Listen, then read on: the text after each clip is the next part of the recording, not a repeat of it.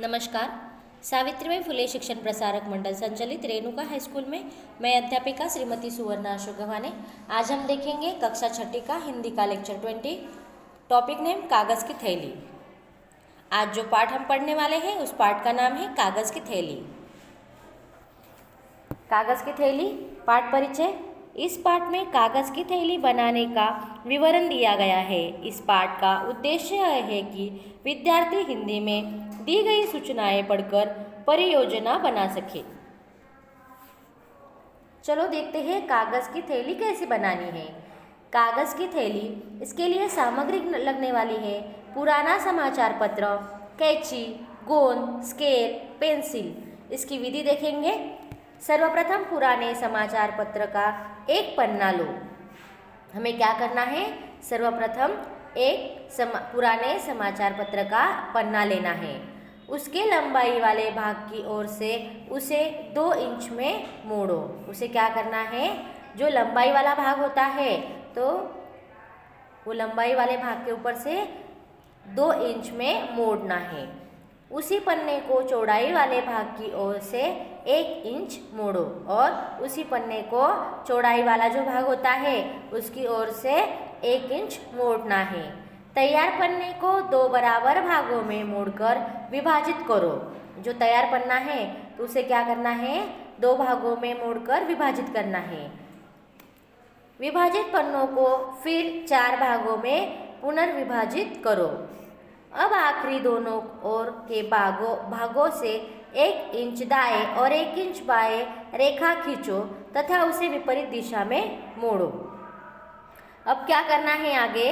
आखिरी दोनों ओर के भागों और 1 इंच दाएं और 1 इंच बाएं रेखाएं तथा उसे विपरीत दिशाओं में मोड़ना है। अब नीचे से मोड़कर उसे चिपकाओ तथा उसे लेस मोती रंगीन कांच से सजाओ। अब क्या करना है? उसे जो है नीचे का भाग है उसे मोड़कर चिपकाना है और उसे लेस, मोती और रंगीन कांच से सजाना है। स्केच पेन से उस पर अपनी पसंद के अनुसार चित्र बनाकर रंगो। अब उसके बाद क्या करना है? स्केच पेन से अपनी पसंद का चित्र बनाना है और उसे रंग देना है।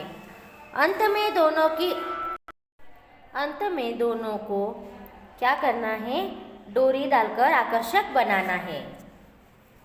देखो यहाँ पर अब हमने जो कृति देखी है उस कृति के क्रमानुसार यहाँ पे चित्र में दिखाई दे रहा है कि हमें कागज़ की थैली कैसे बनानी है। देखो यहाँ पर 1 नंबर 2 नंबर यहाँ पर मोड़ा है 2 इंच, यहाँ पे 1 इंच यहाँ से मोड़ा है, फिर यहाँ पे 2 भागों में उसे मोड़ा है और फिर ऐसे कर और आखिरी में इसे चिपका कर और ऐसे हमारी कागज़ की थैली तैयार हो गई है। और इसे कलर भी दिया है, लेस लगाई है और इस तरह अपने कागज़ की थैली को सजाया है। सदैव ध्यान में रखना है प्लास्टिक पर्यावरण के लिए हानिकारक है। जो हम प्लास्टिक की यानी कैरी बैग जो यूज़ करते हैं वह पर्यावरण के लिए बहुत ही हानिकारक होती है।